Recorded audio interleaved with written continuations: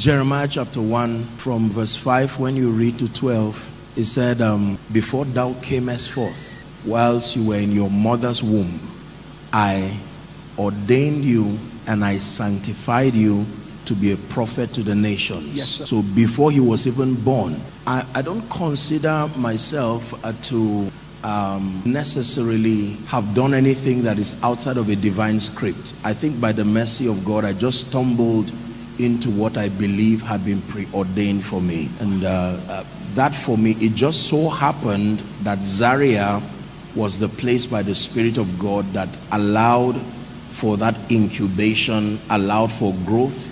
I guess because of, I would say, the northern hostility and the environment, it was just conducive. There's something about the north, with all due respect, I think there's a greater sense of authenticity, spiritually speaking. There's nothing to show off, and all of that. So that's what I would say. I'm not as concerned about where as it is about the fact that it was a drive that had been in my spirit way even before Zaria days.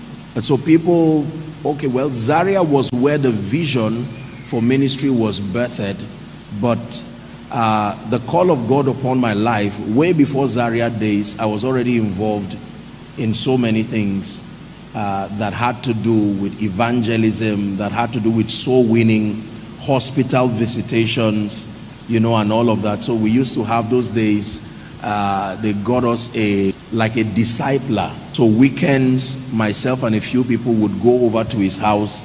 He would teach and train us. Sometimes we visit hospitals. So these things were already ongoing. We used to hold concerts. Even before Zaria, we had produced with a group an album. We used to travel for a lot of things. So I think that Zaria just came as the birthing point, particularly for Koinonia. It gave frame and definition to what we're doing.